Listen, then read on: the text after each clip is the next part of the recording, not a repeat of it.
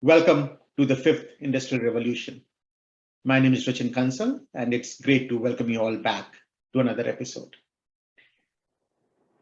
Life on planet Earth continues to stay great, but also challenged. We are facing 100-degree temperatures here in Connecticut, and in Houston, I know it's 102, 103, 104 degrees. So the Earth is getting warmer, and even though a lot of people still say there's no climate crisis, I think we are on the precipice, and in 100, 150, 200 years, our next generation will really see the effect. And will Earth remain inhabitable for a long time? Yes, but will it be different and require different kind of adaptation? Absolutely. At the same time, space is the new frontier. Finally, we are going there more and more. Look at the Webb telescope images, and it's fascinating. We are only 300 million light years away from the Big Bang. That is amazing, right? We are really seeing life as it was billions of years ago. Maybe we will find life out there now. We have the computing power, we have the Webb telescope. It's only a matter of time that we'll find the company out there. So that's exciting. Will we go into space? We are certainly preparing for it. So to talk about it today with me is Dr. Michelle Hong. And the reason I really enjoy talking to physicians and scientists in this space is because I see human life either on Earth or in space really not able to sustain itself unless we have the right health technologies. That is the barrier. And today we will speak with Dr. Michelle Hong about her work, what she is doing, what she is seeing, and some of the innovations that are happening in the healthcare space, in the space industry. So with that, welcome Dr. Michelle Hong. Michelle is an emergency and space medicine physician. She trained at University of Texas and Baylor College of Medicine. And right now she works at Axiom Airspace. And Axiom is looking to launch the first commercial space station. So that's really exciting. With that, Dr. Hong, can you tell us a little bit more about yourself? Yeah, well, thank you for having me. And thanks for the introduction. Yeah, I am trained in emergency medicine first, and then during my training, I actually found out about space medicine. So even 10 years ago, I didn't even know this field existed. And if you talk to a lot of people in the space industry, whether it's in medicine, engineering, or otherwise, once you kind of catch that space bug and it gets hooked into you, there's no turning back. And so after a little bit of time privately practicing emergency medicine, I ended up going back and doing an aerospace medicine residency, and then set myself on this path as a flight surgeon. Yeah, no, wonderful. So you said you catch the bug and you can't give it away. So tell us a little bit more about what makes it really exciting to be in space medicine. Well, there's a lot of things. I think when I first heard about space medicine and I was still kind of learning about it, I thought, oh, this is really interesting. It's a very subspecialty type of arena in medicine, a small niche. But as I learned more and more about it, what I come to realize is if you add space in front of anything, space cardiology, space pulmonology, space physiology, it drastically changes the picture. And so it opened up this entire new perspective. On top of that, for me as an emergency medicine physician, I trained thinking about medicine as being very reactive, right? We see something that's already happened coming into the ER, and I'm taking care of things kind of after the fact. I'm trying to keep things from getting worse, right? Yeah. And trying to make some things better. But in space medicine, even though I thought it was a natural progression from emergency, it really is all about prevention, right? We do everything we can to prevent bad things from happening later on down the line. So you anticipate a lot, you set a lot of contingencies into place. And so that kind of work, I think, is really exciting and drastically different from the way I was trained. Right. No, that's very, very interesting, the talk about preventive medicine. And we'll come back to that, but I want to first continue on your journey. So from emergency medicine to space medicine and then Axiom. Tell us more about Axiom, the first commercial space station. What's happening there? Sure. Well, we're a privately based space company here in Houston, Texas. And as you mentioned earlier, our goal is to create the first commercial space station in low Earth orbit. We've been around since, I think we were founded in 2016. And so just a short 6 years later, earlier this year, we were able to successfully complete our first ever all private astronaut mission to the ISS. And so that's just kind of our first step towards getting a space station in low Earth orbit that's completely commercial based, and then having a freestanding space station. So we're working that through a number of different phases. Right now, we're sending astronauts up there so that we can understand how we can best take care of people that might not be your traditional astronaut. Historically, we think of astronauts as being young, very, very healthy, going up there. But if we really want to open up the commercial arena to make it accessible for everyone, we have to consider allowing people with maybe not so healthy, some chronic medical conditions to go up. And so that's kind of one of the first steps. Our goal is to have our first module, and it's actually actively being constructed right now. So we're on track to launch sometime in 2024, and we'll be attached to the International Space Station for a little bit and use that kind of as a testing ground for our segment. And eventually, when the ISS gets decommissioned, we'll be a freestanding space station ready to help serve the community. Wonderful. So is the space station going to be primarily for research purposes, or is it going to be our glimpse into commercial space station?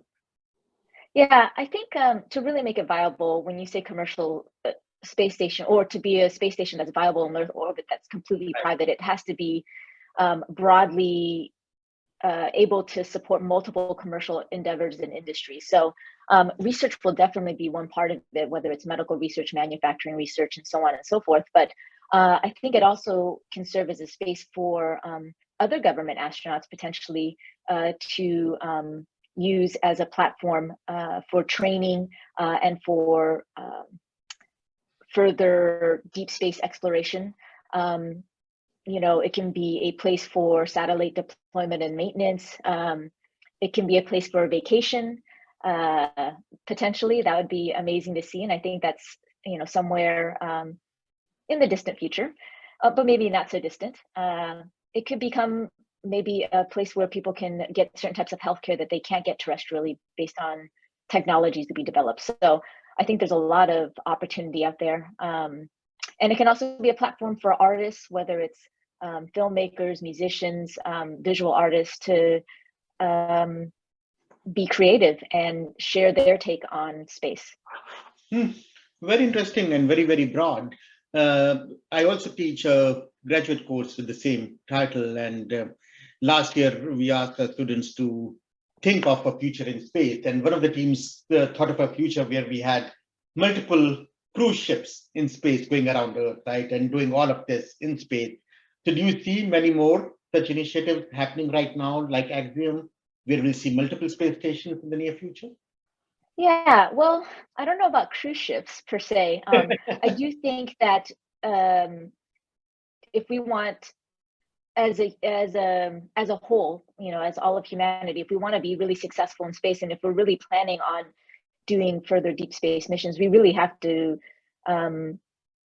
not put all our eggs in one basket, so to speak. And so we need to develop multiple opportunities to travel into space, whether that's multiple different commercial vehicles, as well as multiple space stations. So I think all of those are definitely within the realm of possibility. Right.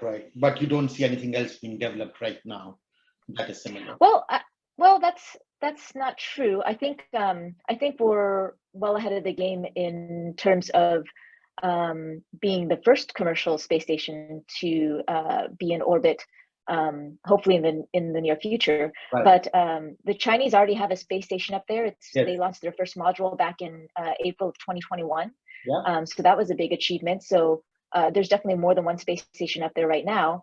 And then Orbital Reef has been something that is being spearheaded by Sierra Space and Blue Origin. And they have plans of launching a commercial space station sometime in the near future, within this decade, I believe. So wonderful. No, that's good. And what really caught my ear is when you were saying space could be used for medical research. You also said maybe to treat conditions that can't be treated on planet Earth. So let's get deeper into space medicine. Almost 70 years old. I think telemedicine came out of it. Few other things came out of it. So let's first talk about what has already been discovered in the field of space medicine that we already experience on planet Earth. There's probably many more things than I can even think of off the top of my head right now. But the first thing that comes to mind that is a huge one, especially lately in terms of the pandemic, is telemedicine. Yeah. As early as the 1970s, NASA was already working on developing techniques to deliver healthcare to remote locations. Yeah. And over the past few decades, NASA and the medical community has continued to develop and apply new technologies and techniques to make telemedicine more and more sophisticated. So I think that's probably the biggest one I can think of right now. Mm-hmm. Ultrasound use is also probably a big one, and one that I see that will continually be developed, much like telemedicine. And you know, they're somewhat related. Obviously, ultrasound is not unique to medicine, and in the field of medicine and medical research, it's been around since the 1940s. So it's also not unique to aerospace. Mm-hmm. But because of the unique environment and the remoteness of space, mm-hmm. It's important that we develop feasible, portable, reliable diagnostic tools, but also develop methods to rapidly train non-medical people on how to use this. We can't expect that every astronaut will be a physician or a paramedic or a nurse. Mm-hmm. You know, their first job is first and foremost to be a good astronaut, and these medical skills are going to be something that's secondary. So, but there's been a lot of work on this. In fact, there was a joint effort between NASA and some brilliant physicians out of Henry Ford Hospital in Detroit called the Advanced Diagnostic Ultrasound and Microgravity Experiment, or team.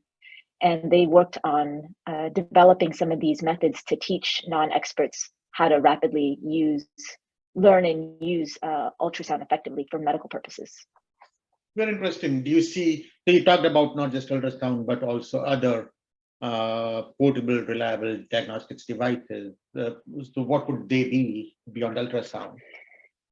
Well, I think ultrasound right now definitely has taken the limelight on this. It's hard to imagine or, you know, necessarily use something like an X-ray machine. We won't be sending a CT scanner or an MRI into space anytime soon. Mm-hmm.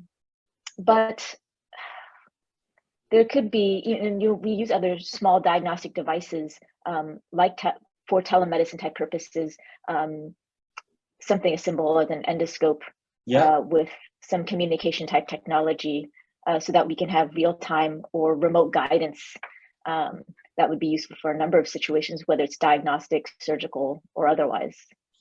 But I think ultrasound is really kind of in the forefront right now. Right. What about surgeries? Will we be able to perform surgeries in space, or that a little bit further down the road? Yeah, you know, it's something that NASA and the aerospace medicine community has looked at multiple times, and it's definitely fascinating.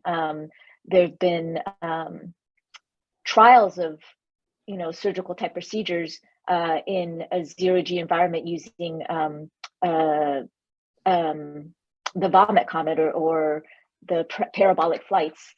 And but I think, is it possible? Yes, I think it could be possible at some point in time. But from at least my standpoint, it really is about prevention, right? And so if we can prevent, screen, find more conservative ways of taking care of a condition, that would be ideal. At some point in time, will we have to do surgery in space? Absolutely. Whether it's in low Earth orbit versus on the moon versus on Mars, at some point in time, someone's going to need some sort of surgical procedure. So I think we'll be working towards that, but I still want to stress prevention. Well, so let's come back to prevention, because now it has come up twice. You started by saying that medicine or practice of medicine on Earth is highly reactive. And at least over the last 10, 15, 20 years, there has always been this talk about preventive medicine, but preventive medicine hasn't really taken hold here as yet. And we continue to go into the hospital to get treated for expensive diseases. So Do you think we will finally, because of our ventures in space, get used to preventive medicine as the primary way of practicing medicine, or that is still, big leap of faith I'm talking about here? So the idealist in me would love to see that happen. And I think because of the rising cost of healthcare, we really do have to consider prevention as a primary means. And there's plenty of countries and other places where prevention really is the main mode of practicing medicine, and reactive medicine is kind of secondary. But in the U.S., that's not necessarily the case, and it's partly because we have so many resources. The thing about preventive medicine, though, is if you do a good job, whether it's a public health official or preventative medicine physician or aerospace physician, nobody's going to hear about it. Right. And so you don't get a lot of publicity, which is fine. And most of us are happy that way. But without that publicity, it's hard to convince people that that's the right thing to do, right? They'll look back and they're like, well, nothing happened, so we're okay, right? We don't need to do anything. And you're like, well, that's why we had vaccine programs, and that's why we did this and this. And that's kind of the behind the scenes activities that most people don't have any insight into. So it's easy to dismiss preventative medicine. I think that's why it's hard to make it gain traction. Very interesting. So you think if we talked more about it, and if we talked more about the benefits and really had a scientific voice and not the typical WhatsApp chatter out there on the benefits of preventive medicine, it can take hold and it can be a good thing. I mean, I hope so. I think it's still a lot of work. Like I said, it's always going to be, if you do a good job, people shouldn't hear about it. And so that's always going to be the one thing that holds things like preventative medicine back. But I do think that it's become more and more a discussion, especially in light of the recent pandemic. But human memory is fleeting. Yes. And so we'll see where that goes. I'd like to see a bigger focus on that. And I think space will highlight that to some extent. That's wonderful. I think we need to look at that and keep track of that innovation more, so people can see that preventive medicine works, because you are really going into extreme environments. And if you can prevent the need for surgery there, you can, of course, prevent it on Earth. Unless you're in a motorcycle accident, which is a different story. Yeah, that's very true. So a couple of things, shifting back to space. One, you said that space will be used for medical research. And I've heard about 3D bioprinting, protein crystallization. So talk to us more about, what are you seeing in terms of areas of research that are going to happen? Yeah, it's interesting that you bring those up. 3D bioprinting is definitely gaining a lot of traction. There's a lot of interesting thoughts related to that, whether it's bioprinting pharmaceuticals so that you have exactly what you need when you need it and not wasting resources, or you're not having drugs sit, basically on the shelf expiring and taking up space. So that's one interesting way of doing it. There's also talks about printing tissue, maybe organs. Yeah. And space or microgravity is a fascinating place to maybe make that happen in a more efficient manner. So without the effects of gravity, convection, things that terrestrially we have to worry about on Earth, when you're in microgravity, you don't need necessarily the scaffolding for some of these very delicate tissues. You can just print layer upon layer, and potentially, and once it's all held together, then you have a working organ. And if that means that we don't have to worry about the organ shortage on Earth, or even transplant rejection, because we're using a person's own stem cells, sending into space, printing them their unique organ, that would be amazing. Wow. There is going to be a big cost involved, right? You will have to send the stem cell up, 3D print an organ and bring it back down, and then somebody has to it. I don't know how to do it. I mean, that was just, an idea that's been thrown around before. As with any new technology, it's not going to be cheap initially. But right now, it's not cheap to do organ transplant either. And we have a bottleneck in terms of where we source those organs from and how we get them and how we ethically can get them. So if technology like this is available and we can manufacture it more readily in space, then I think that's definitely going to go a long ways, not just for medical care, but also in terms of cost of that type of medical care. Yeah. What about genomics? I mean, on Earth, we are doing a lot more diagnosis using gene mapping, and yeah, we can't do gene editing yet, but maybe we could in the future. Are you seeing applications of genomics as you are thinking of preventive medicine in space? Yeah, there's definitely research going on in terms of genomics in space, based on even the twin study that happened with Scott Kelly. There was evidence that the DNA of an individual while they're in space can actually change, and there can be permanent changes in their DNA after they come back. I think it's too early to say where it's going to go, but any information that we develop, and we're definitely going to be able to get more information as we do more research of this in space, is going to help further our understanding and lead to medical advances for sure. Wonderful. So you are saying that we will look into 3D bioprinting. We will look into maybe even printing medicine on demand, genomics. So, and as you were saying, maybe it'll be space cardiology and even space psychiatry at some point in time soon. So that's interesting. You also talked about, yeah, go ahead. Oh, I was going to say, I would argue that we already have space cardiology and space psychiatry, and you name any organ system that we've sent humans into space. And so yes. We're developing that field of knowledge as we speak. And as far as 3D printing, that technology, when it was developed here, is going to have a lot of implications, I think, for future spaceflight. And it doesn't have to be limited to just medical. I mean, if you can 3D print food or resources like tools that are needed when you need it, rather than trying to anticipate and send up every type of tool that you could imagine, it would help with mass and volume issues and allow for more efficiency. Yeah, and I mean, right now, the mindset, at least the mindset I had, was you 3D print and bring it back to Earth. But if you're going to go deeper into space, these stations could be a very good, intermediate starting point to do that and send it further up. And you talked about 3D printing food.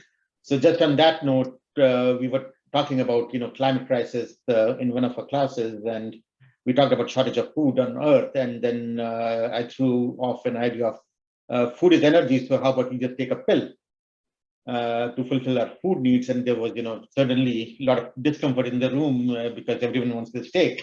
But yeah, you could 3D print food, if you can think of food as energy, and that's more to come on that. Another thing you mentioned is space can be used to treat conditions that can't be treated on Earth. So what kind of conditions can you foresee that can be better treated in space? Yeah, you're asking me to predict the future. No, I'm just asking, if there are conditions that can be better treated. I've heard about eye conditions, but are there other?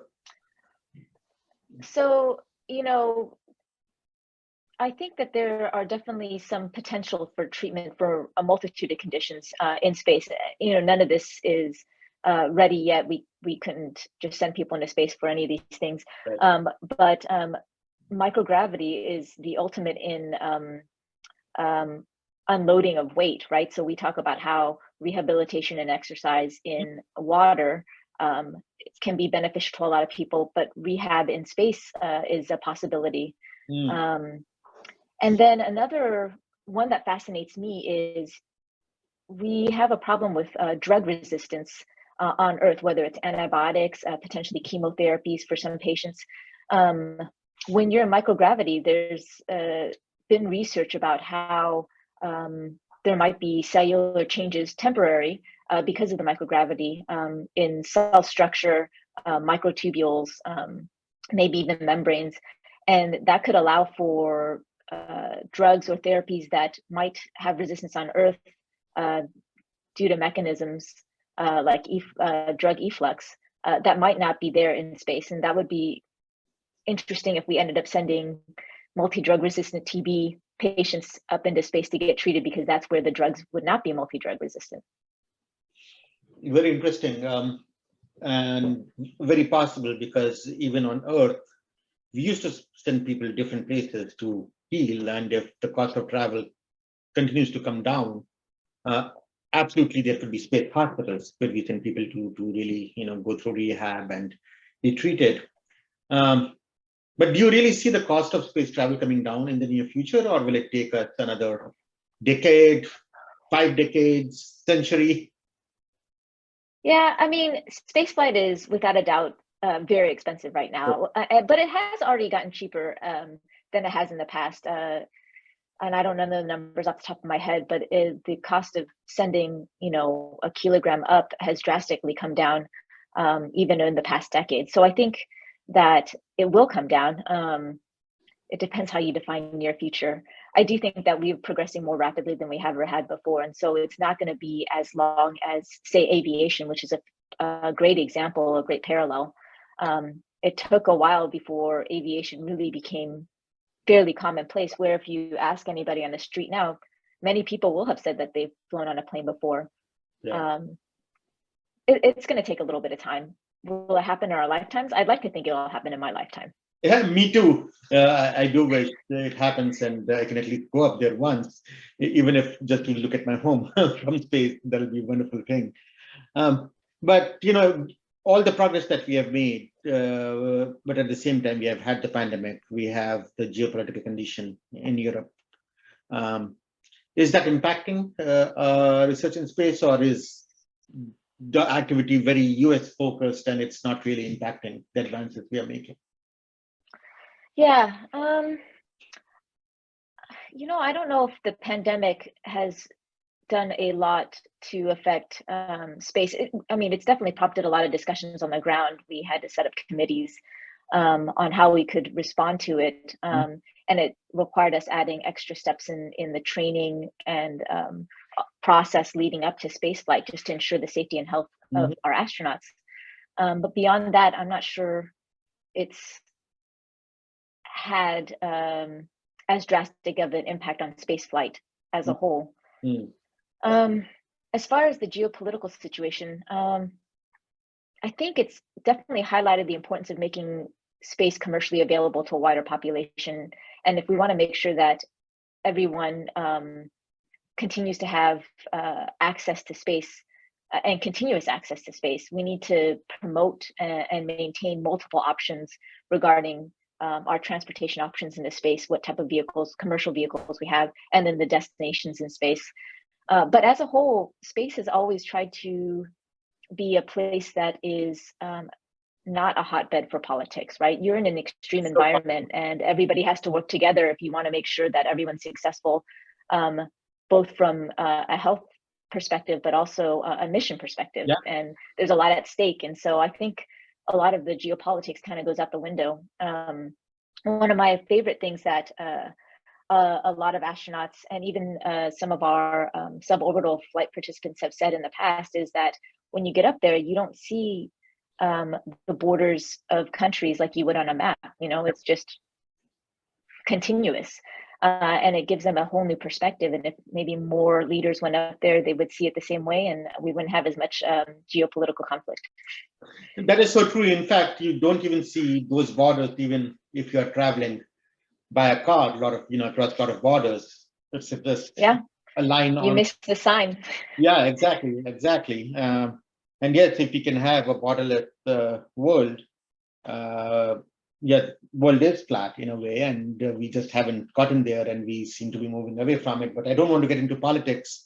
But I do want to get into the future a little bit more. Will we ever have to leave planet Earth and just live in space? Well, I hope we never have to make a speedy exit. But I think if you look at the big picture of humanity, it's an absolute must.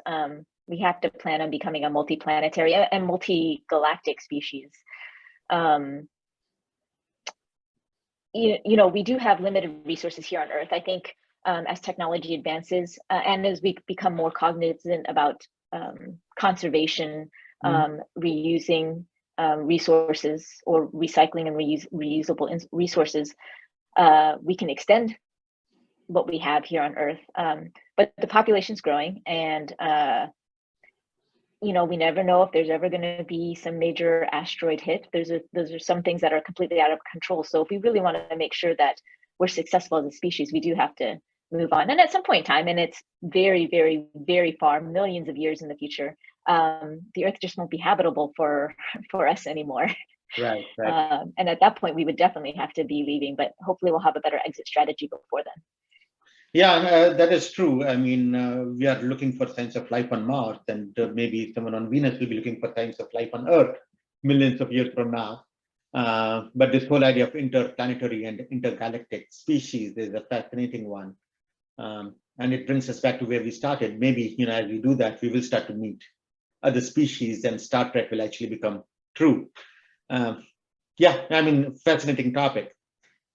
What else did we miss? If you could think of a future of health in space, how would you define it? How would I define health in space?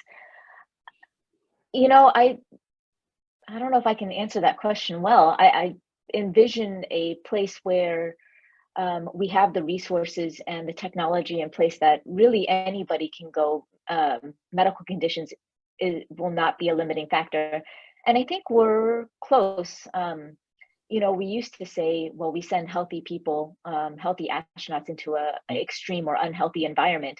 But now we're saying more and more we're going to be sending moderately unhealthy people into an unhealthy environment. And at one point in time, I hope we don't have to even preface with any health or healthy words, and just can say we can send anybody into space and the space environment, and people can travel, whether it's suborbital space flights or a trip to the space station or a moon station, maybe a cruise ship, like you said.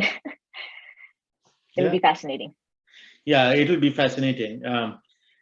And of course, we talked about residency programs in space medicine, and you also mentioned Henry Ford Hospital and the research project that happened there with NASA. Do you see biopharmaceutical and/or medical technology companies really participating with you in these efforts? Ultrasound, for example. I know Siemens, GE, etc. are big players in that space, but do you see manufacturers really participating in activities in space medicine? Yeah, I'd be actually surprised if that didn't happen. I think as we push the envelope and have more and more people go into space, we're going to need all the support structures in there. And there's definitely benefits for certain industries, benefits that we might not even be aware of right now, of doing manufacturing or other research activities in space. And so I think pharmaceutical companies will be there. There's a potential for health spas or rehabilitation centers one day. I think all of those are definitely within the realm of possibility. Yeah, but do you know of any of those that are already active in participating? I know that there are a number of companies that are already looking into doing research in that direction, and a lot of it doesn't have to necessarily be human research or sending it directly to the space station. They can send it in the form of cube satellites and so on and so forth. So there's that.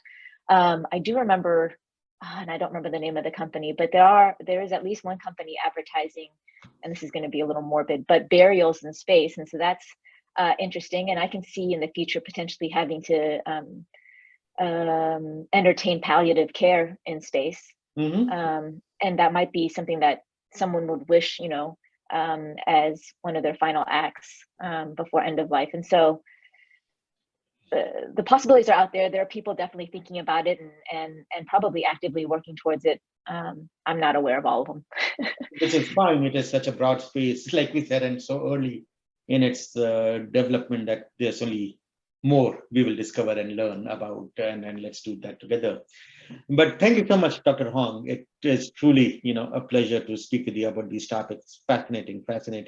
Just the fact that we are going to use space to do medical research, to treat medical conditions, to develop new technologies, and continue to, hopefully drive preventive medicine from space back to Earth. Those are all very, very, strong, good, hopeful things to look forward to.